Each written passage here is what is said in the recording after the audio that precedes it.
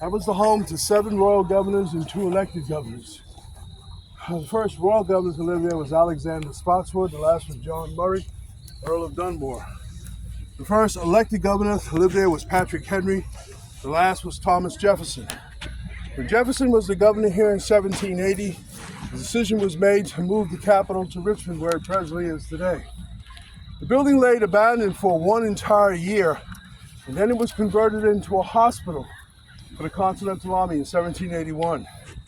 And while it was a hospital, it caught fire 3 days before Christmas and burned to the ground.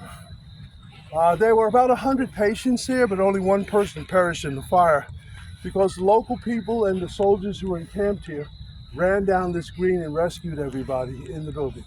We do not know who that 1 person was who perished in the fire. When the Colonial Williamsburg Foundation got hold of the property in the late 20s, they restored it and they opened it for exhibition in 1934, the same year that they opened the Capitol, which is at the other end of the street in 1934 also. 200 years later, 3 days before Christmas, up on that 2nd floor, there was an incident involving a young woman by the name of Judith Moore. Judith worked for security here. Her job was to drive around at night and make sure that all these buildings were secured and there was nobody out here vandalizing the property. This was Christmas time, 3 days before Christmas, so they had special Christmas programs. Down here at the Governor's Palace, they had 2 sold-out musical programs. At the other end of town, at the Capitol, they had 2 sold-out dance programs.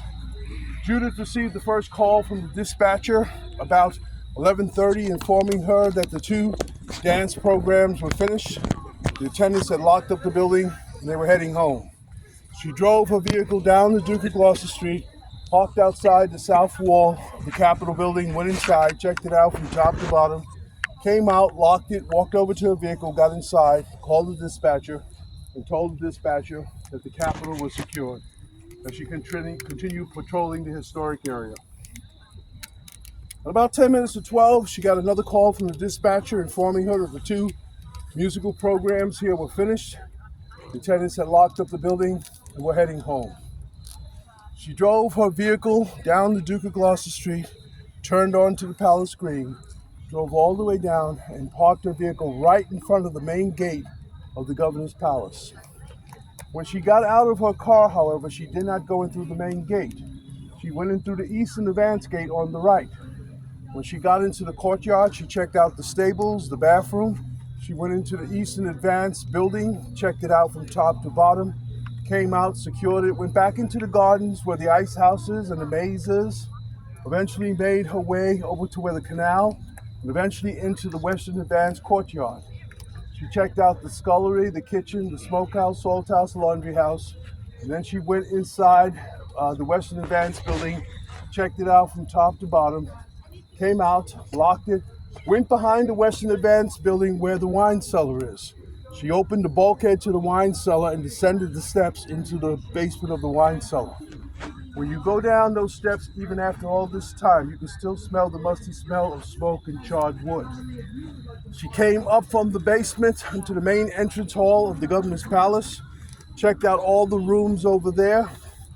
Then she made her way past the grand stairwell, back to the ballroom, then into the dining room area. Retraced her steps, came back to the grand stairwell, and slowly made her way up to the 2nd floor, checked all the rooms there, eventually made her way up to the 3rd floor, and checked all the rooms up there, and everything was fine.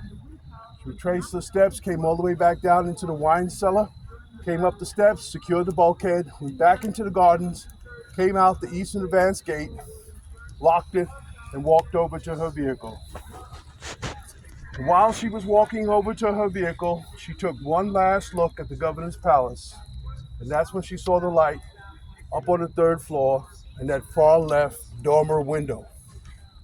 At first, she thought it was some kind of reflected light from the street, but then she saw the light move to the next window, and then to the next window. She walked over to her vehicle, got inside, called the dispatcher and told the dispatcher that she had just been inside the palace and thought it was secured. but now she saw a light up on the third floor. She asked the dispatcher were any of the motion sensors picking up any kind of movement in the building because they have valuable artifacts in these buildings. He said no. She said she was going back in. He told her to be careful.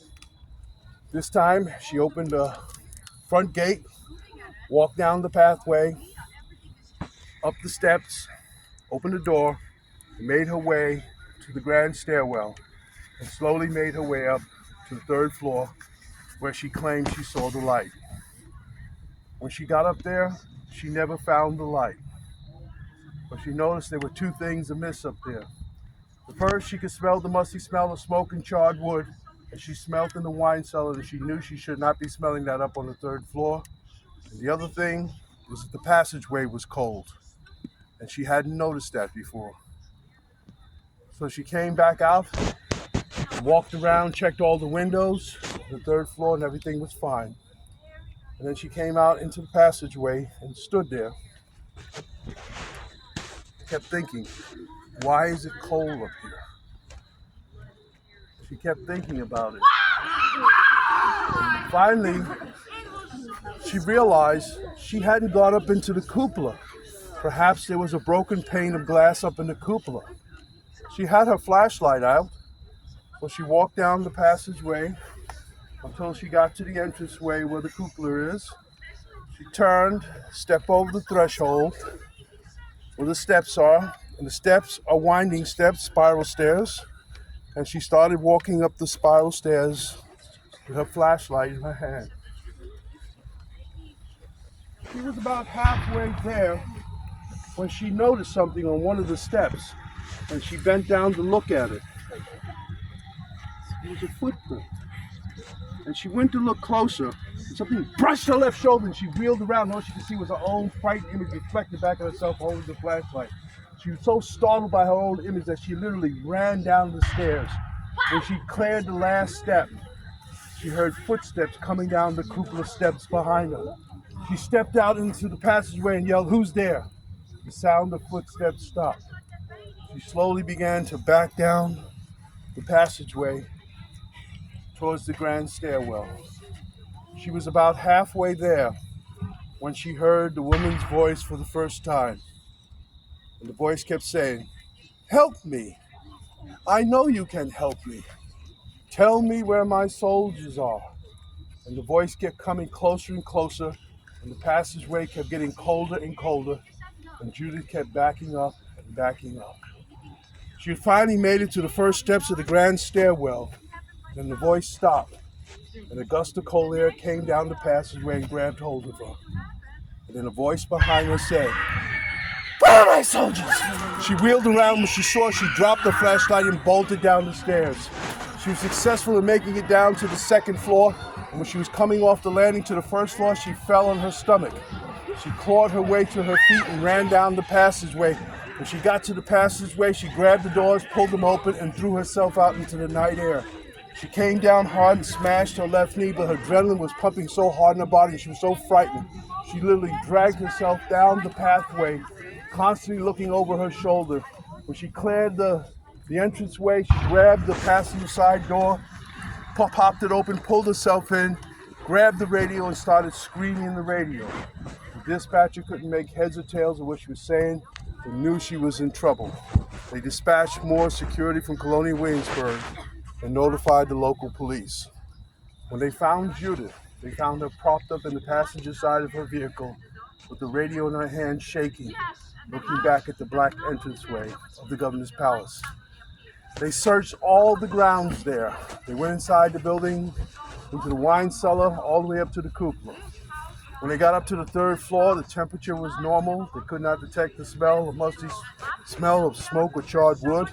And when they got up into the cupola, there was no footprint on the step, and there were no broken panes of glass to account for why the third floor was cold. So the question is, kids, what actually happened to Judith that night? Only Judith knows the truth. But kids, there is another truth here. And that is that when the Colonial Williamsburg Foundation got hold of this property, they began digging back there. And one of the first things they discovered back there was a huge cemetery. And in that cemetery, they found over 150 bodies buried in row after row after row. And they turned out to be Continental soldiers. And when they came to the end of the rows, they found 3 additional bodies buried back there, separate from them. And they turned out to be the bodies of 3 women. They believe that these 3 women were nurses here during that time. And that is why they are buried back there to this day.